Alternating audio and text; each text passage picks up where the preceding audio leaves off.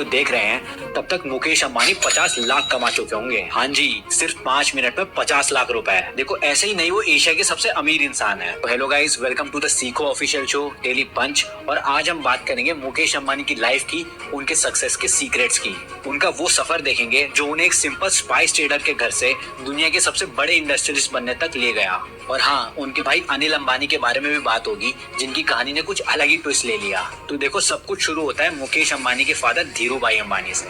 1930s के गुजरात में पैदा हुए धीरू भाई एक सपने के साथ यमन गए एक क्लर्क की नौकरी करने। 8 साल तक इंपोर्ट एक्सपोर्ट का काम सीखा और 1958 में वापस भारत आ गए। उन्होंने रिलायंस कमर्शियल कॉर्पोरेशन की शुरुआत की, जो पहले मसालों का एक्सपोर्ट करती थी। ये बिजनेस बूम की तरह चला और फिर धीरू भाई ने टेक्सटाइल मैन्युफैक्चरिंग में एंट्री मार ली। 1966 में रिलायंस टेक्सटाइल्स आई और उन्होंने सिंथेटिक कपड़ों में धमाका कर दिया। गवर्नमेंट के रिस्ट्रिक्शंस को भी साइडलाइन कर दिया। धीरू भाई के इस विजन को मुकेश और अनिल ने मिलकर आगे बढ़ाया। लेकिन 2002 में धीरू भाई अंबानी के गुजरने के बाद दोनों भाइयों में टकरार शुरू हो गई।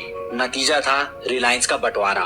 मुकेश अंबानी ने पेट्रोकेमिकल्स, ऑयल और रिफाइनिंग सेक्टर संभाले और दुनिया की सबसे बड़ी रिफाइनरी जामनगर में खड़ी कर दी। ये रिफाइनरी एक ऐसी गोल्ड माइन बनी जो कभी खत्म नहीं होती। लेकिन फिर आता है 2016, जब मुकेश अंबानी ने जियो लॉन्च किया। सब कुछ फ्री, इंटरनेट, कॉल्स, एसएमएस और देश भर के लोग लाइन लगाकर सिम लेने लगे। देखते ही देखते जियो के यूजर्स मिलियन से बिलियंस तक पहुंच गए। आज जियो 5G का किंग है और 6G पर भी काम शुरू कर चुका है। जियो ने टेलीकम्युनिकेशन सेक्टर का पूरा गेम ही बदल दिया। एयरटेल और वोडाफोन जैसी कंपनीज को सर्वाइवल मोड में डाल दिया।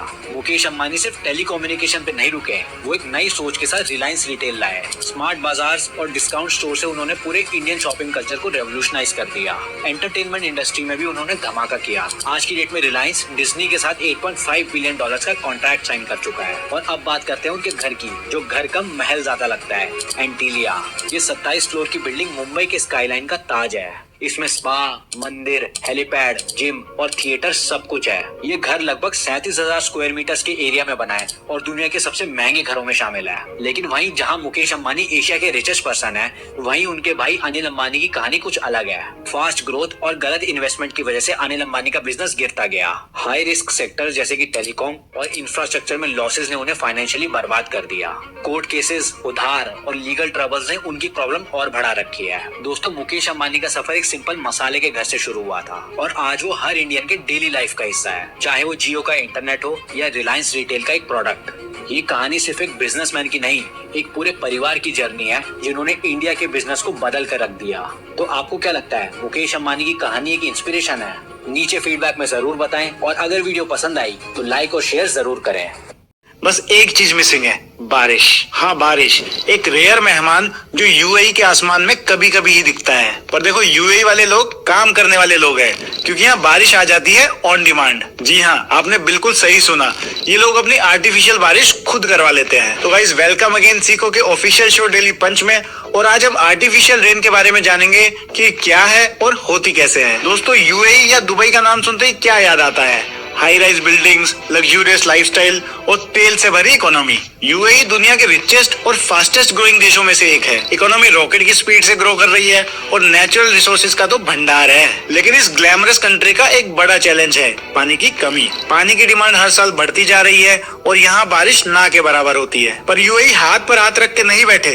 इस प्रॉब्लम को सॉल्व करने के लिए शुरू हुई क्लाउड सीडिंग। अब ये क्लाउड सीडिंग होता क्या है? बहुत सिंपल कॉन्सेप्ट है। बस ये समझिए, जैसे हम खेती करने के लिए बीज बोते हैं, वैसे ही बादल बनाने के लिए उसमें सीडिंग की जाती है। यूएई ने एक हाईटेक कमांड सेंटर बनाया है जो हमेशा आसमान को मॉनिटर करता रहता है। और जब रडार या सैटेलाइट किसी भी कोने में एक छोटा सा बादल डिटेक्ट करते हैं, तब तुरंत एक प्लेन रेडी होता है। ये प्लेन सॉल्ट यानी नमक के पार्टिकल्स के साथ भरा होता है। तब ये प्लेन उस बादल के ऊपर से उड़ता है और वो सारे सॉल्ट पार्टिकल्स उस बादल पे स्प्रे करता हुआ निकलता है। ये सॉल्ट पार्टिकल्स बादल के पानी के मॉलिक्यूल्स को अट्रैक्ट करते हैं। धीरे धीरे बादल हैवी हो जाता है और जब वो ज्यादा हैवी हो जाए तो बारिश गिरती है। यहाँ नेचर का मैजिक आर्टिफिशियली अनलॉक किया जाता है। अब आप सोच रहे होंगे क्लाउड सीडिंग की जरूरत क्यों है? देखिए, यूएई की पॉपुलेशन और एग्रीकल्चर की जरूरतें रोज बढ़ रही हैं। समुद्र के पानी को डिसैलिनेशन करने से पानी से नमक तो हट जाता है, पर यह प्रोसेस बहुत ज्यादा कॉस्टली और एनर्जी यूज करता है। वहीं क्लाउड सीडिंग एक अफोर्डेबल और इको फ्रेंडली ऑप्शन है, जो स्पेशली ऐसे एरियाज के लिए काम करता है जहाँ बारिश काफी कम होती है।